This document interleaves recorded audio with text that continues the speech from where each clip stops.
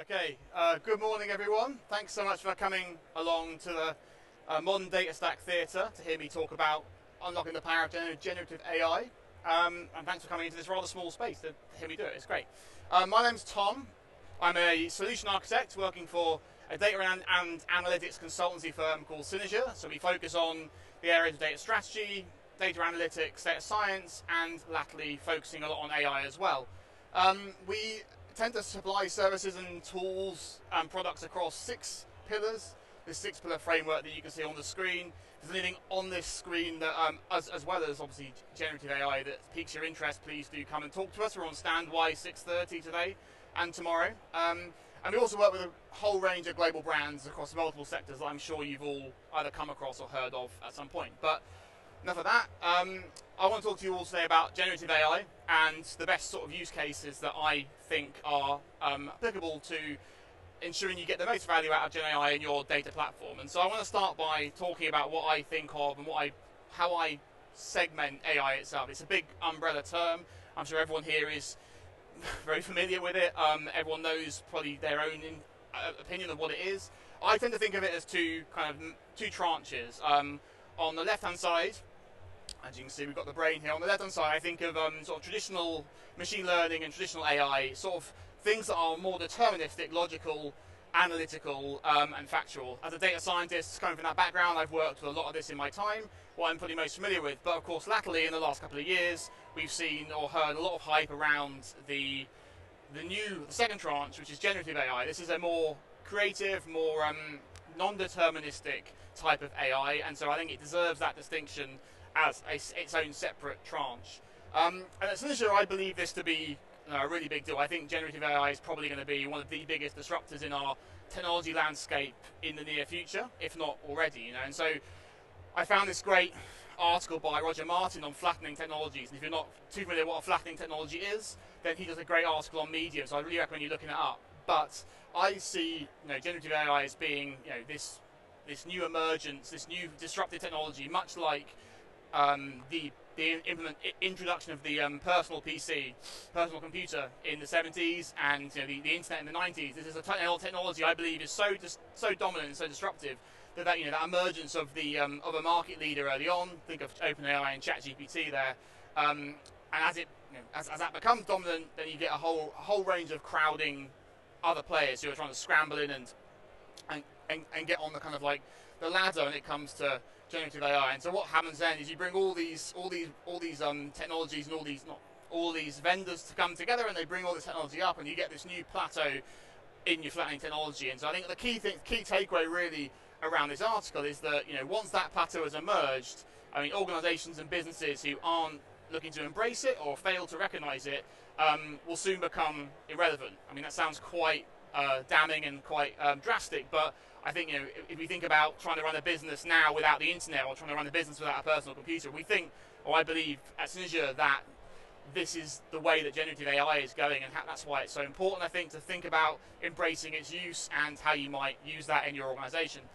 And so as I say, at the moment, there's ChatGPT and OpenAI made the news about 24 months ago now as the the dominant first player, but a whole range of other major technology partners have now crowded into the space, and they're offering their own solutions in various ways. You've got tools like Microsoft Copilot that are embedding AI into their software solutions. You've got ChatGPT, OpenAI's models are sort of pushing forward with different types of model all the time across images, video, and text-based models. And you've got things like AWS Bedrock, which is a platform or a service where you can look to deploy these models and manage them in the cloud. And so all these providers offer various different types of platform for generative AI.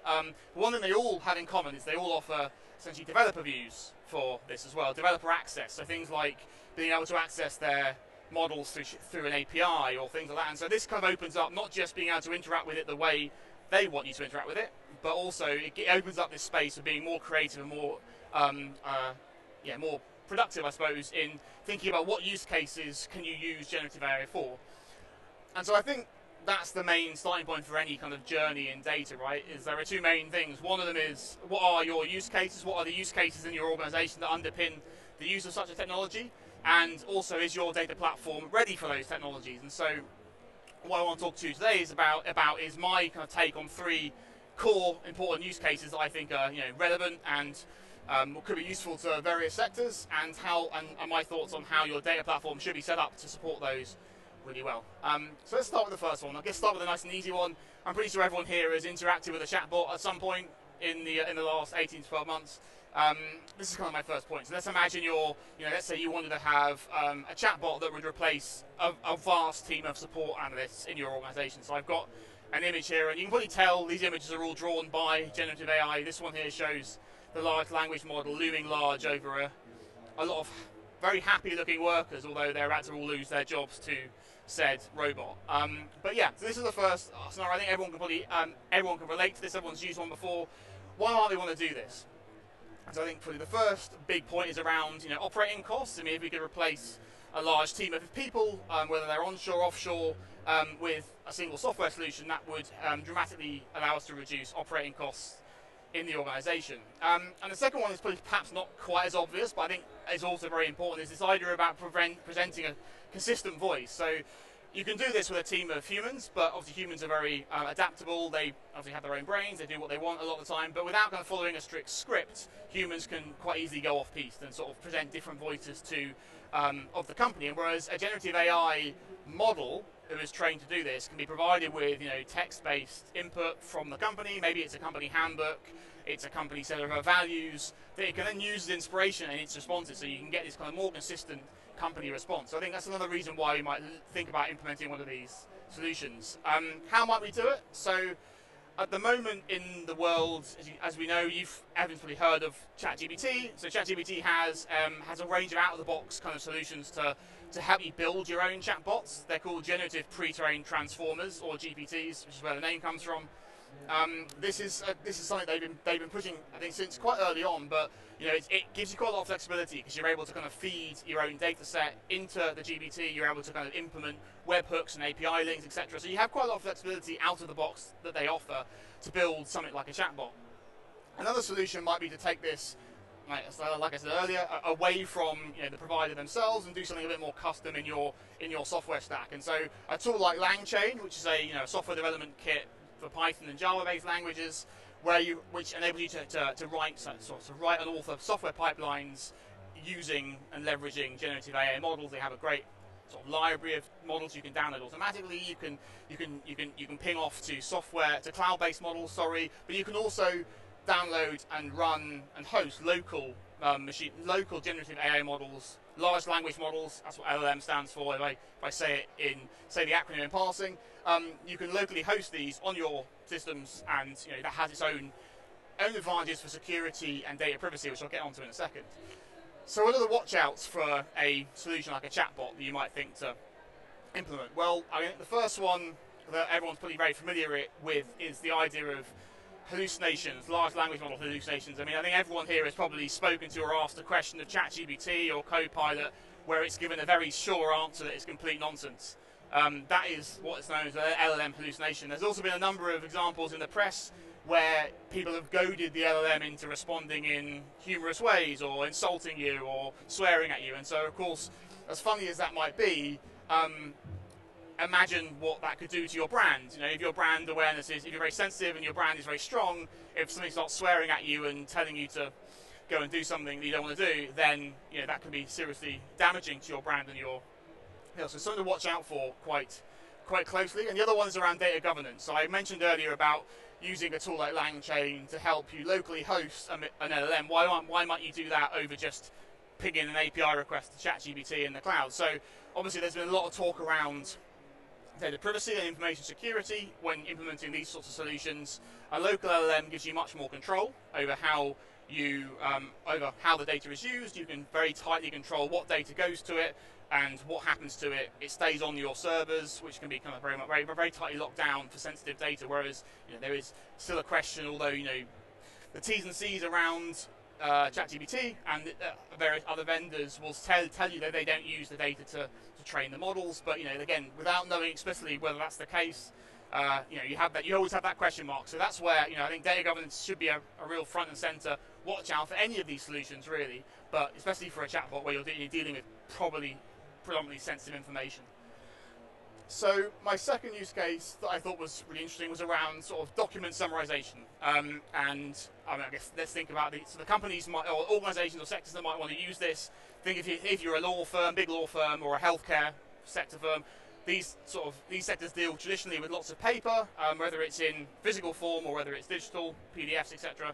And often humans have to go through and analyze and summarize what's in the document. So wouldn't it be great if we could use some software to do that for us? And here we go. Here's our large language model looking very pleased with itself, having summarized a large pile of text.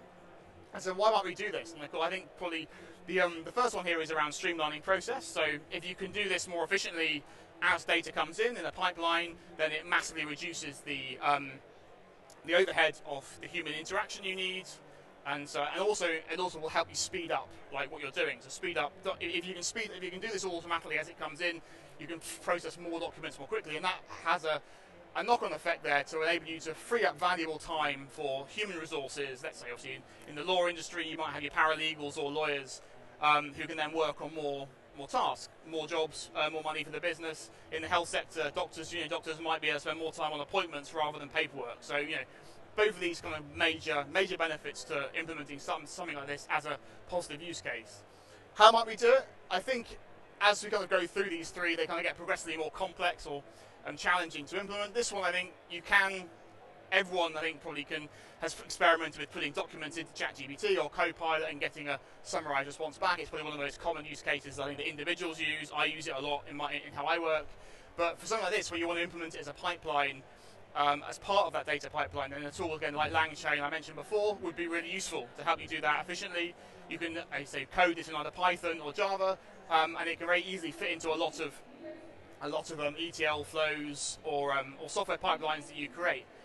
The second thing that's really important, I think, about building something like this is around the prompt engineering and what you ask the model. So I think prompt engineering is probably the most important thing that anyone can do when interacting with these generative AI models. They are very, very responsive to more complex and more well thought out prompts. And there are a couple of frameworks around prompt engineering that I've experimented with and used in the past and got some really good results from. So the two I've put up here are CoStar and Risen. CoStar stands for Context, Objective, Style, Tone, Audience, and Response. I forget what Risen stands for, but the idea being is that you put your question to the AI under each of those different headers. So you give it a context, what's it going to do, how do you want it to respond, and what's the audience and the style of the response. And by far and away, if you employ this regularly and consistently, you get really good results. Much better results than just a simple like, please do this, please summarize this document. And so what are the watch outs for use case number 2? I think the first one is data quality. I think there's reams of vendors here talking about data quality this year, and as of every year. It's really important, as with any analytics or machine learning solution. I mean, the model is only ever going to be as good, or the results are only ever going to be as good as the data you feed into it. Large language models, as the name suggests, are very good with language, so spelling mistakes, things like that, words missing, it's fine, it can deal with that. But if your data is incorrect or you're missing data, then it's always only going to ever be as good as the data you fundamentally present it with. So that's a really important one to think about. The second one is around evaluating and monitoring how these models perform. And so I think in traditional ML and AI, we're probably quite familiar now with how you evaluate the performance of a model. So with a classifier or a regressor, you can use things like a precision score or a ROC curve, or for regression you can use root mean squared error to minimize and optimize the model. But I think for generative AI, these more creative right side of the brain models, it's more difficult to do that because there is no kind of deterministic output they give you. It's all very kind of it's all very kind of based on your own opinion as to what is good. So for this case, we talk about introducing something called the champion challenger model. It's familiar in traditional ML as well, but here I think it works really well. So you have your champion, your best trained, best performing model, which is in production. That's doing the grunt work for you, and in parallel to that, you still have a challenger, something which is designed to push the boundaries. Maybe you tweak the prompt slightly to get a slightly better result.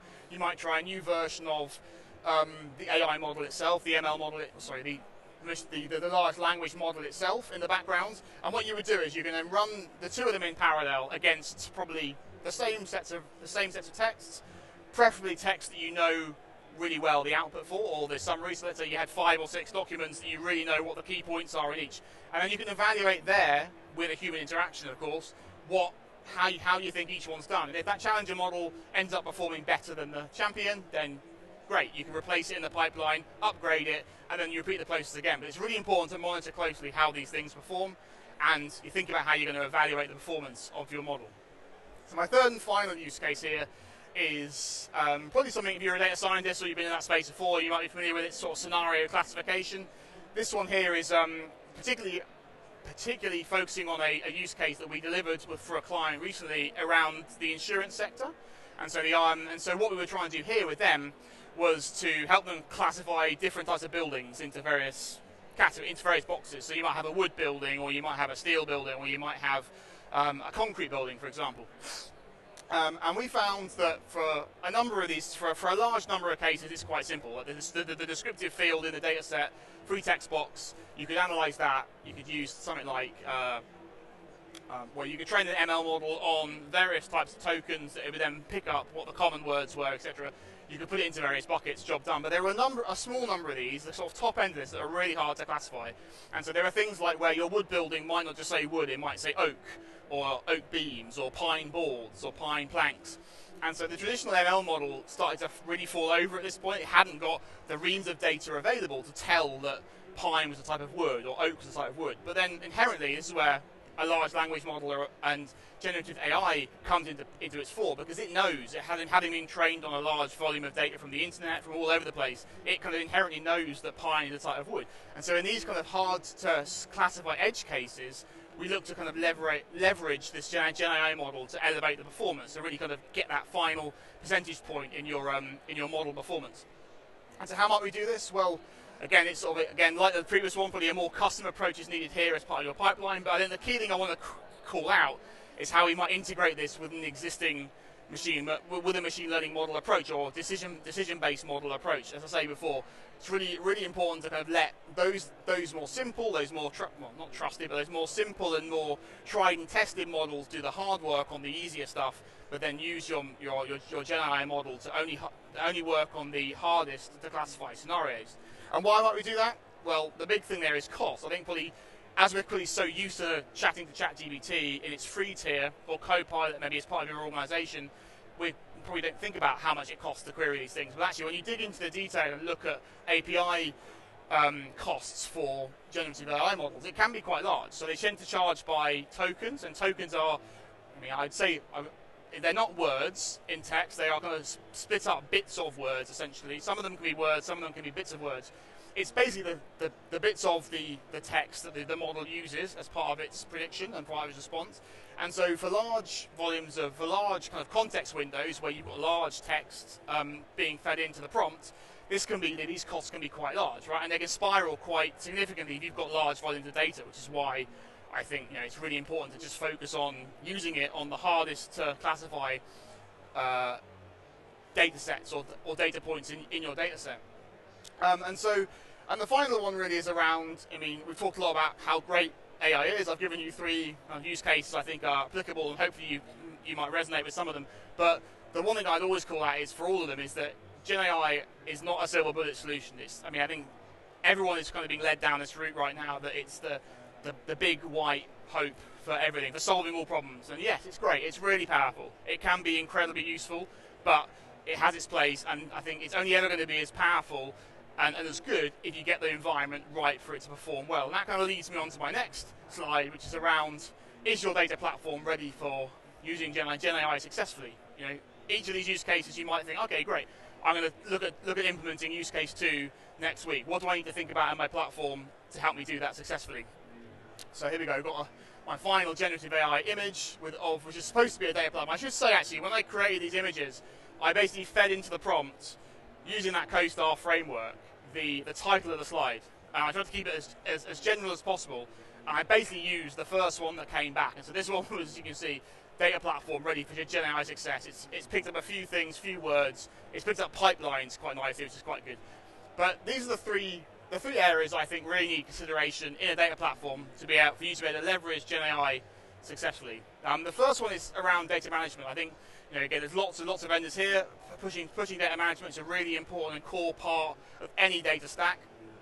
It's probably quite self-explanatory, really. It's really important to know what data you've got, where that data sits and lives, what it is. Inside your data catalog, you'll be able to tell what the data is, what it describes, so that you can find that, you can use it effectively, and you can feed the AI model properly. I think information security as well is one thing I'd always raise here at this point when we're talking about data management. All companies have a degree of information security, but I think as we've seen through news articles over the last sort of 12 months, as this technology is coming into the fore, is no matter how tight I think people think their information security is, a large language model like ChatGPT or Copilot or any of these big players we'll probably be able to find a hole in it somewhere. Just by the nature of it, what it's good at is scanning through and analysing and summarising and picking points out of large volumes of text very quickly. Especially when it's dry text, let's be honest, information security and terms and conditions are a pretty dry read, and I don't think anyone really can profess to having read all of them very thoroughly all the time. And so this sort of thing is great for catching those things out, great highlighting them, but also it means that we need to be very careful and think very carefully about how we implement data information security to really tighten it up, so that if we are using GenAI at our organisation, it can't expose things like that. My second point is around data quality. I've mentioned it a couple of times already in my use cases. Data quality, I think, is of the utmost importance for any data platform, but particularly when you're looking at leveraging generative AI solutions. Why? As I said before, it's the machine is only ever really going to be as good as the data you feed into it. If you're feeding rubbish into it, you're going to get rubbish responses out. So yeah, really important to think about the quality of that data.